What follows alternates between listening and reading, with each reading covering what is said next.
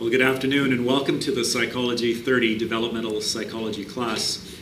I just want to introduce you to the topic of developmental psychology, but before I do that, I'd just like to thank you for registering for this class and for taking this class. I think that we'll have an enjoyable time working together.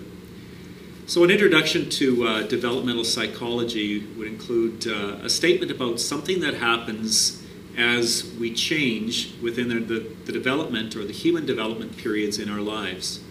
So we're going to take a look at the start of life, at the formation of a fetus and the prenatal development, and then we'll move into the stage of infancy. We'll take a look at some of the characteristics and the behaviors and the changes that happen in the age of childhood and middle childhood and older childhood, moving into adolescence. And then we also move into the stages of adulthood and moving right to the final stage of old age and the stage of death. And so developmental psychology looks at all of the stages of life. Now, in our school, we offer a life transitions program as well. And life transitions looks at those stages of life, but the developmental psychology takes a little bit of a different angle at looking at those stages. And what we are interested in is we are interested in the change mechanisms or the changes that happen as we move from one stage to the next stage. We are especially interested in developmental psychology in understanding why people change the way they do from one stage to the next. So in life transitions courses, you would look at the different stages that have been well documented and more information is available all of the time. In psychology, we're interested in looking at the why of the change process.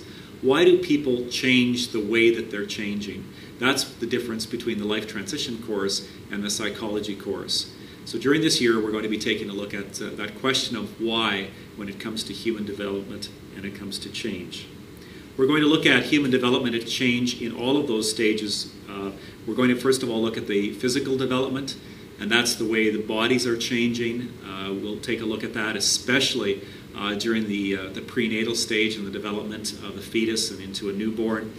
We'll take a look at the cognitive stage, the development of a human's brain and the importance of that in the ability to learn and the way that that's impacted by various things. And then we'll also look at the socio-cultural or socio-emotional dimension of human development. And that is the way that our culture and the way that our peers or our parents or our social groups, the way that that affects our development. So we'll be looking at those three things: the physical development, the cognitive development, and the socio-emotional development at each of the stages. Another topic that we'll look at when we're talking in developmental psychology is something called the nature and nurture debate, if you would. The nature and nurture debate says that part of the reason for our behavior is just part of our nature. It's who I am. I act a certain way because of the genetic makeup of myself. That's part of just my nature. It seems like I have a certain capacity to learn things in certain ways just because of my nature, just the way I am. But there's also a nurture part of that, and that's the way that my environment or my parents or my siblings have affected the way that I have developed. And so there's a question in psychology about the importance of nature, that is just who we are and how we're made. And then there's also the question about the nurture. How important is nurture? And in this class, we'll come from the perspective that both are important. And so when I talk about it's part of the person's nature or part of the person's nurturing, I'm talking about just the way that they're made. The nature part or nurturing part is the way that the environment has affected their behavior. Just a couple of other things as we introduce this topic of developmental psychology, and that is that psychology has been around for a long time, and developmental psychology has been around for a long time. And if we go back to the Aboriginal culture, actually the psychologists within the Aboriginal culture were the storytellers within that culture. And they would pass stories from one generation to the next about the development of the human species.